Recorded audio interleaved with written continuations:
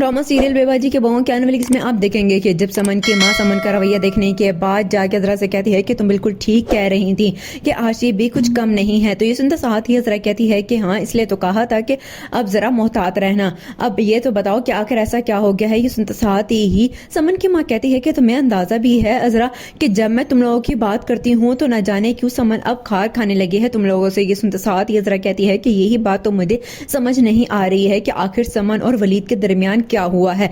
जब भी मैं वलीद से बात करती हूँ या नाम लेती हूँ समन का तो वो भी चिड़चिड़ा सा होता हुआ नजर आता है। ये सुनते साथ ही समन की माँ कहती है कि मुझे तो बहुत ही ज्यादा खतरे की घंटी लग रही है बजती हुई, तुम कुछ करो ना। तो ये सुनते साथ ही अजरा कहती है कि बस तुम बेफिक्र हो, देखना बहुत जल्द मैं जान कर ही रहूंगी कि आखिर दाल में क्या चीज काली पक रही है। दूसरे सीन में आप देखेंगे कि उधर जब नसीर अस्मा से कहता है कि अस्मा तुमने नोट नहीं किया कि वासिफ और फरहत के दरमियान कुछ ना कुछ चल रहा है। तो ये सुनते साथ ही अस्मा कहती है कि हाँ, मुझे भी ऐसे ही लगा है, न जाने क्यों अब फरहत खोई खोई सी रहती है और ज्यादा फुप्पो के ही कमरे में नजर आती है। तो ये सुनते साथ ही नसीर कहता है कि उन्हें फुप्पो के कमरे में जाने के बजाय तुम्हारे या फिर भाभी के पास आके बैठना चाहिए। सुनते साथ ही अस्मा कहती है कि लेकिन तुम्हें तो पता ही है कि फरहत की आदत शुरू से ही अलग रहने की है। सुनते साथ ही नसीर कहता है कि अगर ऐसा ही सब कुछ चलता रहा ना तो मुझे लगता है कि ये दोनों अलग हो जाएंगे। उधर वासिफ का भी रवैया अजीब सा ही होता जा रहा है। लास्ट सीन में आप देखेंगे कि उधर जब